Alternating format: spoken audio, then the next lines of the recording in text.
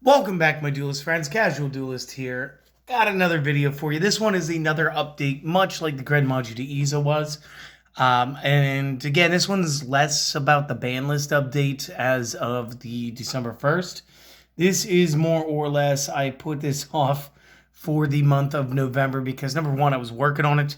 And number two, I didn't want to rush this one. During the Magnificent Mavens set release, we were given two brand new cards for the Witchcrafter archetype. We were given a fusion monster and then, of course, the Catalyst spell. So I was asked, hey, are you going to update this deck? And the answer is yes. As far as when, let's get into it right now. Actually, I think the entire monster count is still the same as it was a month ago. So again, we are going to be playing 2 copies Witchcrafter Jedi. Jedi again, for those of you who do or do not know. During the main phase, as a quick effect, you may tribute this card and discard 1 spell card. Special summon 1 Witchcrafter monster card from the deck with a different name. You can banish this card and 1 Witchcrafter spell card, both from the graveyard. This effect becomes that spell's effect when the card would be activated. Each of these effects may be activated once per turn. So again, very cool. Does allow us to progress by playing a larger card out of the deck. We can call many of our other monsters, especially like our 1-ofs or even our 2-ofs, just allowing us to fluidly play into that, as well as getting an extra effect activation of one of our spell cards. So again, really cool stuff. And then one of my favorite targets for this is going to be the Witchcrafter Golem Aruru. Not only is it fun to say, this card definitely helps stall out the opponent. When the opponent activates a card or effect that would target a spellcaster monster or monsters that I control, or targets it with for an attack, As a quick effect, we may target a card that our opponent controls or a Witchcrafter spell in our own graveyard. Special summon this card while returning the targeted card back to the hand. So again, we can bounce your monster, or I can go ahead and recycle one of my spells right here and now. You can only use this effect once per turn, and once per turn during the opponent's standby phase, this card will return to my hand. So again, not like we can actually put it on the field and keep it on the field. So one, especially when we could search it out with the double Jedi, is just fine. Not sure why the focus keeps doing that. Again, next up, we're going to have the 2 copies of Hain. Hain's effect, the opponent cannot target other spellcaster monsters with controlled card effects. And as a quick effect, we may discard 1 spell, target 1 face-up card the opponent controls, and spot destroy that card. This is a once per turn effect. Since it is a quick effect, this could be during my own turn and during the opponent's turn. So again, we special summon this with the Jedi, and we can set ourselves up for a decent amount of control right off the rip. So good stuff, great stuff. We do have the boss card, Madame Vare, in here as well.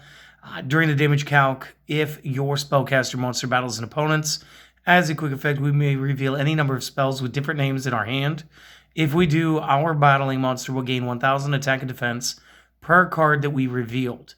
This lasts until the end of this turn being the turn you activated it. As an additional quick effect, we can choose to discard 1 spell, negate the effects of all face-up monsters the opponent currently controls until the end of this turn.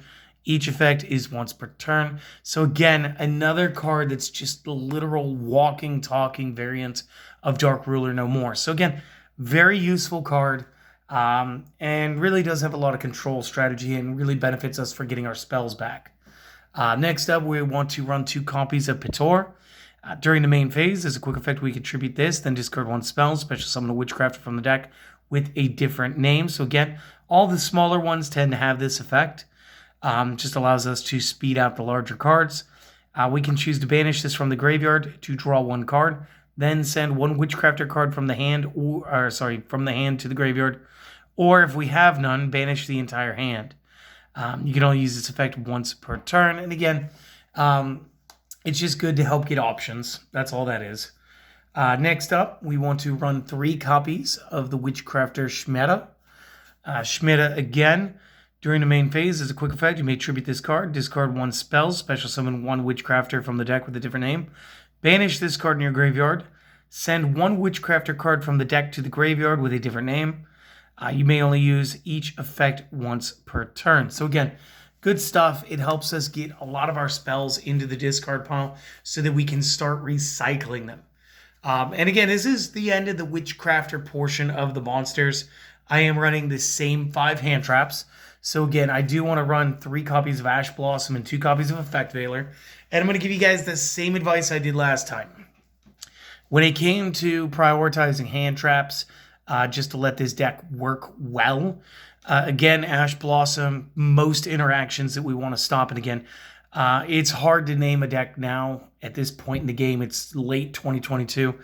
It's very hard to name any deck out there that just does not absolutely search their deck and try to add cards from the deck to the hand. So again, it's not like you're never going to play this one. And again, the Effect Veiler can be swapped out, different things. I think last time I talked about Morning Chill. This time, let me talk about, Drawling Lockbird. Again, depending on how you don't want your opponent to add things to hand, that could be great. So just real quick, there is the monsters yet again. We do got a little more spice when we go into the spells. There's a little more variety. So just give us a moment. Maybe take that screenshot or pause and make some notes. And we'll be right back with the spells and the trap. So, un momento. All right, first spell in, and we're starting off strong. I didn't play it last time. I said maybe we should play it, and then I mentioned some cards that you could swap out. So for those of you who watched the last one, I did like the Foolish Burial Goods plus Metal Foes Fusion to get some extra draw off.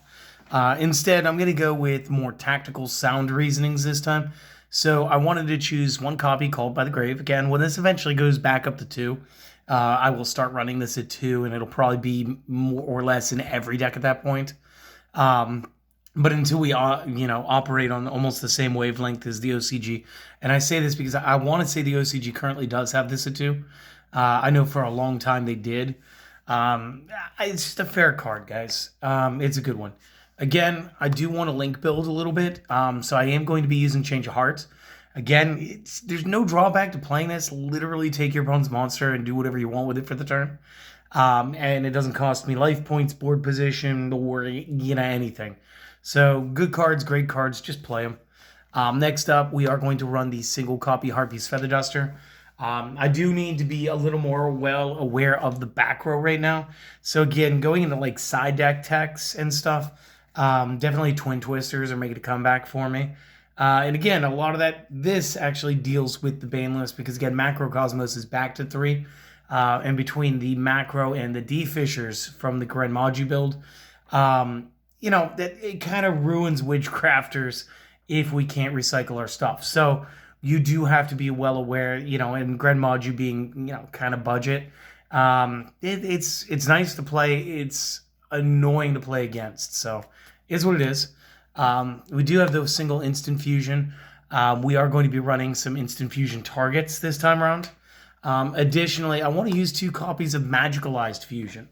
And I know I don't use this one enough. Mostly because I don't play spellcasters enough. But what this is going to do is fusion summon 1 fusion spellcaster type monster card from our extra deck, but banishing the materials listed from field and or graveyard. We can only activate 1 of these per turn, and this is essentially going to be like Miracle Fusion for like the heroes, or Dark Calling for the evil heroes, or insert a couple of other cards that now mimic that original effect. And this is really going to help let us pick and choose. And again, too, because this isn't searchable. Unlike, give me half a second, Confusion Confession, which is going to be our searchable fusion spell. So we are going to run that too. Other good cards you guys probably know and have heard too many times. Single copy Monster Reborn, because why not? 3 copies Geki, because why not? Let's talk about me running 3 copies of the Secret Village of Spellcasters. So this is like an amazing tech. And again, I maximized it at 3 because I'm not actually going to be playing terraforming or anything. So if we draw it, we draw it. But the beautiful thing is, like, almost all of our monsters in the main deck are going to be spellcasters. I think Ash Blossom is our one exception. And I tried to go a little more spellcaster-centric for the extra deck. But just all in all, It's fun. It's very controlled, and it takes like 1/3 of the game out of the game. So if you control a spellcaster type monster and the opponent does not, then they may not activate spell cards. Conversely, if I control no spellcaster type monsters, I can't activate spell cards. So always keep a spellcaster around and lock out your opponent. And again, if they don't have spellcasters because they're just not playing spellcasters, I guess just win, is what I'm saying. 1 copy, Witchcrafter Confusion Confession. Again, we can cycle this. We can regenerate it back from the discard pile. So again, double on the magicalized, single here. This is searchable. Fusion summon a fusion monster from the extra deck using monsters from the hand and field as material, including a Witchcrafter. During the end phase, if we control a Witchcrafter while this is in the graveyard, we may choose to add this card to the hand. We may only use one of these effects per turn and only once that turn. So if I fuse with it, great. Then the next turn, it's eligible to be pulled back. Conversely, if it got discarded from my hand, because Dark World is released today, expect the content to follow tomorrow.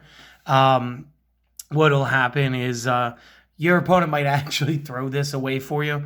So in that instance, you may just pull it back. But obviously, since it'll be during the end phase, you will have to wait till the next turn to even play it. So it's fine. We are going to continue with 1 copy of Buy Street. The first time each Witchcrafter you control will be destroyed each turn by battle or effect. It is not. You can use one of the following effects per turn and only once per turn. If a Witchcrafter you control would discard to activate an effect, you may send this from the field to the discard instead. And again, during the end phase, it's the whole recycling. And in this instance, rather than going to the hand, this will play face up to our spell trap zone because it's a continuous. Next up, we are going to run 1 collaboration. Target a Witchcrafter that we control. It can make a second attack during every battle phase this turn. Also, if it attacks this turn, the opponent cannot activate spell traps until the end of the damage step, kind of making it a pseudo-ancient gear. During the end phase, if you control a Witchcrafter monster while this is in the graveyard, you may add this to the hand. Use use only 1 effect per turn and only once that turn. So again, much like the Confusion Confession, or I suppose since this one was printed first, that one follows this rule. Next up, 2 copies of Creation. Add 1 Witchcrafter from the deck to the hand during the end phase. If you control a Witchcrafter while this is in the graveyard, you may choose to add this to your hand. You can only use 1 effect per turn and only once that turn. Again, it has to be fair. Next up, we're going to be using 3 copies of the Witchcrafter Holiday. Target 1 Witchcrafter in the graveyard, special summon it during the end phase. If you control a Witchcrafter monster, and this is in the graveyard, of course, you can choose to add this to your hand. And 1 of these effects can be activated per turn, and only 1 of them that turn. Last spell card, we are going to run 3 copies of Unveiling. This allows us to special summon a Witchcrafter from the hand. And if we do, the opponent may not activate cards or effects in response to the activation of our spellcaster effects for the remainder of this turn. During the end phase, if you control a Witchcrafter monster while this is in the graveyard, you may add this to your hand. You may only use 1 effect of this card per turn, and only once that turn. Now, realistically, you can drop this to 2 if you really want. I'm finding that the Holiday is just a little bit better right now. I do love that this is a quick play, and this will also allow me to play my Oruru from my hand during the opponent's turn. So that's also of some note. And then, of course, I'm making this 41 cards, I think. So Witchcrafter Patronus, target a spellcaster monster that is banished or in the graveyard, shuffle it back into the deck. And if we do, add 1 Witchcrafter spell from the deck to the hand. If this is in the graveyard, except the turn it's sent there, we may choose to banish it. Then target any number of banished Witchcrafter spells with different names, adding them to the hand. Each of these effects once per turn. So again, that is the end of the main deck, and I don't know why this one always glares, but you guys get the idea of what's going on here. So real quick, pause, make your notes, or possibly make the screenshot, and I'll be right back with the brand new extra deck for you. All right, real quick, let's get into the extra deck. I want to start with the instant fusion targets because I think that this makes the most sense. First and foremost, we're playing good old Thousand Eyes Restrict. Say hello, Thousand Eyes Restrict. Yeah, so that's a thing. Much like in Master Duel, I just keep him around. He's my duel buddy now. But again, Thousand Eyes Restrict as a card. We can play the instant fusion. It's going to count as a fusion summon of this card. And then once we get this guy to the field, of course, we can vacuum up a monster. And this will help us with our skill build as far as going into the links. Additionally, we can use the evolved, retrained version, the Millennium Eyes Restrict. And this one's a little tougher. Once per turn, when the opponent activates a monster effect as a quick effect, you may target an effect monster that they control or in their graveyard. Equip that target to this card. This gains attack and defense equal to the equipped monsters. Monsters with the equipped monster's name cannot activate or not attack, and their effects on the field and their activated effects are negated. So what this means to say is he can also stop a hand trap by they have to discard it to activate it. Now it's in the graveyard. We can go ahead and vacuum that up because it was activated. Now that it's equipped to it, we can null the effects out. So again, really fun stuff. Tech choice. I'm playing a copy of Quintet Magician. I didn't want to play two because, again, it's hard enough playing one of these. Quintet Magician is going to require 5 different spellcasters. Well, not 5 different spellcasters, just 5 spellcasters. However, it must be fusion summoned, and if it is fusion summoned by using 5 spellcaster monsters with different names, then we can destroy all cards the opponent controls. This face-up card on the field cannot be tributed nor used as fusion material, and it may not be destroyed by card effects. So again, it's a very cool 4,500 by 4,500, like 12-star, definitely like a retrain of Dark Magician. Just a wonderful card. And honestly, pretty easy, like in the long run. Like if you draw the Magical Eyes Fusion and you resist the effect of going to Vice Madame or Vice Madame, then of course this makes another perfect boss monster. Speaking of the Vice Madame, we are going to be playing 2 copies. Let's see if we can get some focus there, camera. All right, well, I'm going to hold it down here and hope for the best. This is going to be any Witchcrafter plus any Spellcaster. If we find ourselves in a meta where Spellcasters take over again, definitely this deck should side deck in Super Polymerization for this. But the rest of the effect is when a spell, card, or effect, or a non-fusion Spellcaster monster effect is activated. As a quick effect, we may choose to activate one of the following. You can use each effect once per turn. So once per turn, you can choose to destroy a card on the field, special summon a level 6 or lower Witchcrafter from hand or deck, or add a Witchcrafter spell trap from the graveyard back to the hand. And again, some solid stats at 27 by 28. This card's going to do just about everything you want it to do, and just makes another great boss monster that we could throw into this deck. And again, the links are pretty self-explanatory, so I'm going to speed through this. We'll get the last 10 cards out of here. Again, we have the ability to play BLS Soldier of Chaos fairly well. Boral Sword makes a great addition. Cross Sheep, since we are going to be doing some fusion, keep in mind that when a fusion monster is summoned, special summon a level 4 or lower monster from the graveyard. So we do get some recurrence.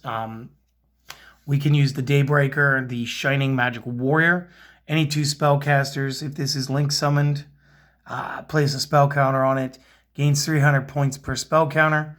Activate one of the following effects each of the following once per turn. First effect, if a spellcaster monster or monsters are special summoned to a zones that this points to, give this an additional spell counter. You may remove spell counters in sets of 2. When you do, once per turn, you can target a card on the field and destroy it, so a little more spot destruction. You guys know IP Masquerena, Nightmare Phoenix, Unicorn. Since we were using the Millennium Eyes Restrict, as well as the Thousand Eyes Restrict, as well as Jedi, we have the ability to play Link Karibo fairly well. We also have the ability to play Relinquished Anima, just in case we needed to put more spellcasters into the discard pile in order to get to the Quintet Magician. Because remember, if we take these down real quick, these guys are both spellcasters. So that is something to just sort of keep an eye on. It does become easier to play them. And then, of course, I have 1 copy of Lina.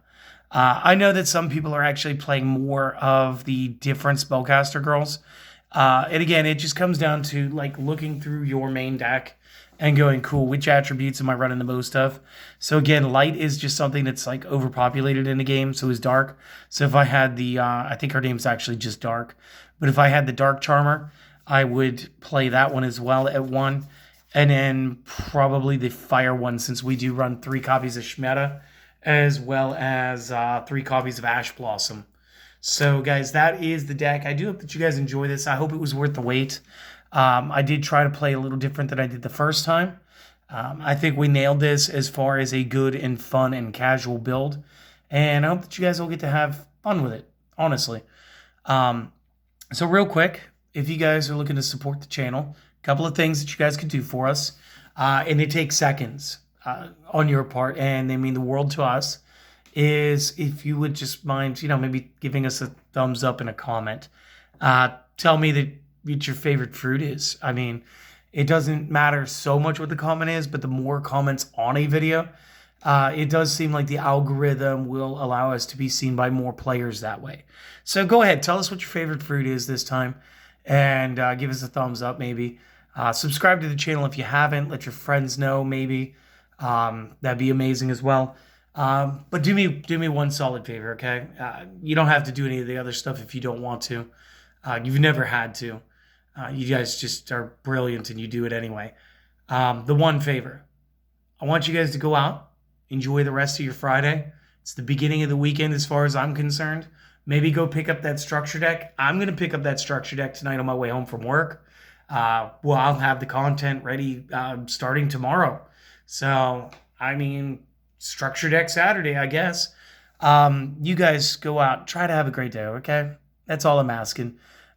Schedule whatever it is that you need, 10 to 15, 30, an hour, whatever you need. Just schedule yourself some time. Go do something for yourself. Get yourself in the proper mindset, and just enjoy it. The weekend's here. Let's have a good one, all right? Hopefully I get to see you guys tomorrow. See you later, my friends.